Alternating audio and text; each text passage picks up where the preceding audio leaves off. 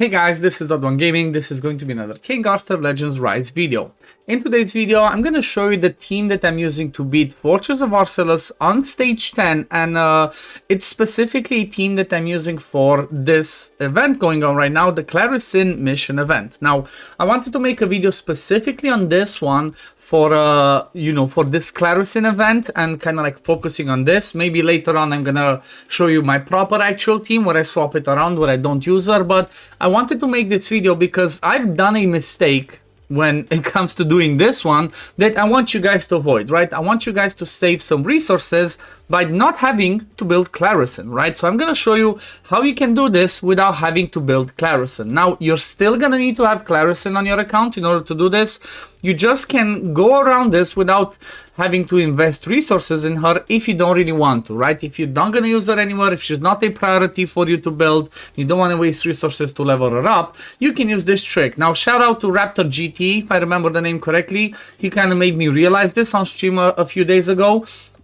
And it's a pretty, it's a simple, basic thing that you would not think about, or like you would normally maybe think about.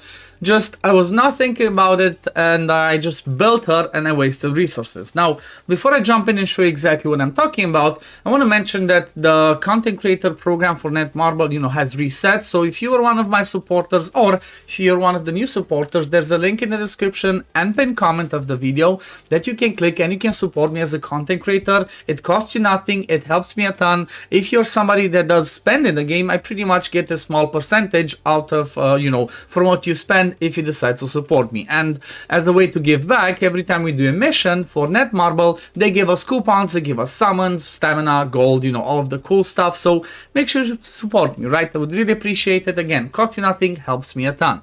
Now, let me show you exactly what I meant about this whole Arsellus way of doing it. Even though it might not be, it might not be as relatable or as easy to do, or like whatever, I cannot show you exactly because I built her, right? I already built Clarisin by not thinking about it, but pretty much what you can do in here is you can bring her in the team, even though if she is not your damage dealer, just bring her at level 1 and you could still be able to do this, right? Now, the team that I'm using is pretty much free-to-play friendly, apart from maybe Iwerit, but again, you don't need her either. So the way that you would come and do this fight is you would need Sergius with the Flame Relic, which is free to obtain. Everybody can do that, have him in a decent build. I'm going to show the builds at the end. Then you need Morgan, preferably in the Flame Relic, or not preferably, 100% you want her in the Flame Relic, because that's the one that she does attack gauge decrease on, right, the second skill.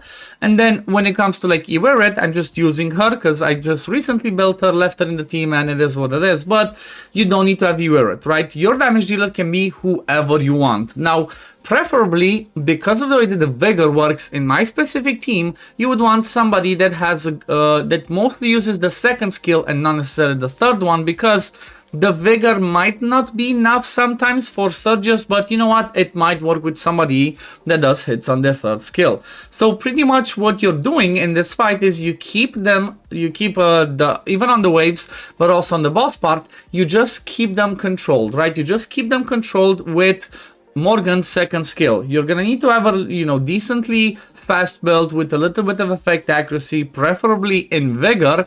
And then Sergius, same thing, preferably in Vigor, pretty fast. You don't really care about his effect accuracy for this fight. You can work without it. Then again, you see that I have Clarisin built in here. However, yeah, because I have her built, she does do a little bit of damage. I just have her spamming the first skill, as you can see, but you don't need to have her built. Like, even if she is level 1, I would suggest just throw whatever random Vigor gear you have on her. If it can be like, speed 1, so that she can get turns, she can use the first skill, generate Vigor for the rest of the team. And honestly, if you had her in Vigor, you might even get away even easier with somebody that has a, that your damage dealer might be Iwerit, Flame 1, or whoever. Maybe you could even bring Rosier, I think. Because it would work like that, even though Rosier uses her third skill, you're gonna need more Vigor.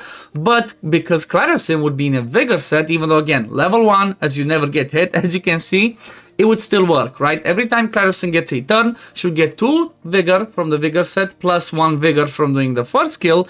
And then, you know what, everything else will just go easy. Like I said, Morgan just pushes back the turn meter. She keeps landing that defense decrease and the damage taken increase on the boss, which makes us kill it pretty, you know, a lot easier.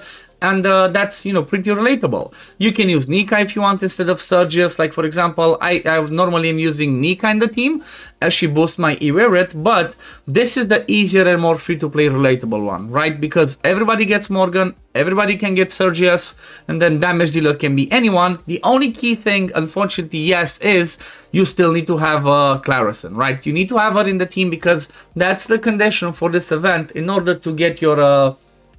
you know, your points for the event is Clarisin needs to make the team. But as you can see, this was pretty easy, pretty straightforward, right? I guarantee I can do it even without Iweret. The damage dealer can be whoever, right? Whoever you have as the best flame damage dealer, that's what's gonna work. That's what you're gonna use. Now let me just quickly show you the skill order for this team. So Iweret, mostly the second skill, right? Because this one does decent damage, triple hit. I could also use the third skill, but you know what? It's AoE, uses more vigor, so I'm just going with the second and the first one. Sergius, obviously third skill to boost the attack gauge, and then the first one in case he doesn't have the third one. Morgan, you have her spamming the skill too, and then like I mentioned, Clarisin, she's just in there to spam the first skill. Just, you know, she's just in there to generate us the points. Now, let me quickly show, I guess, the builds that I have on these people, just so you have an idea. I'm not even going to show Clarisin or, like, you know, let me just show you her, but it doesn't matter. Again, yes, she is in a damage build, whatever. I put some stats on her, but again, for this way of doing it, as I showed you, you don't really care about having her built, right? In case, this is just if you want to save resources. So, you see, I have no skill ups, nothing in the relic for her, just a few awakenings, doesn't really matter.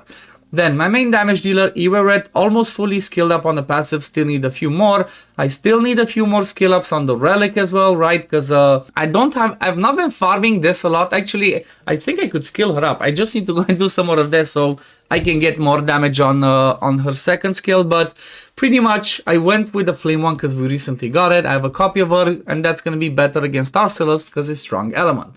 Now when it comes to the chivalry, I have no chivalry on her as you can see. But this one I have to work. I definitely want to awaken her. Give her chivalry. And I think that's what I'm going to do when I get, you know, my summons, my raid ups. I'm going to do summons for her to get at least a copy, right? Get a copy so I can get stats, so I can get that extra passive, right? Where it lands, it gets the black magic at the beginning of the fight.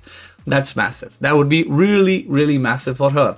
Now, equipment, she's running crit rate, damage, and strife. You're going to see her total stats, 4.1k attack. I would love to have a lot more, but obviously I need to get, you know, some better gear. Still, 68% crit rate, 109% crit damage. Again, crit damage is pretty high, just my attack is a bit lower. Attack percent on the necklace, crit damage on the earrings because I didn't have attack percent. I would have preferred to go attack percent. I just don't have a good one. Attack percent on the ring. Then you're gonna see I have flat attack on the belt, hit accuracy on the orb because right you want her to not miss the hits, and then pierce on the banner. Again, strife set is really important as it gives her, you know, healing when she kills something, gives her attack gauge when she kills something, so it's kind of the ideal one.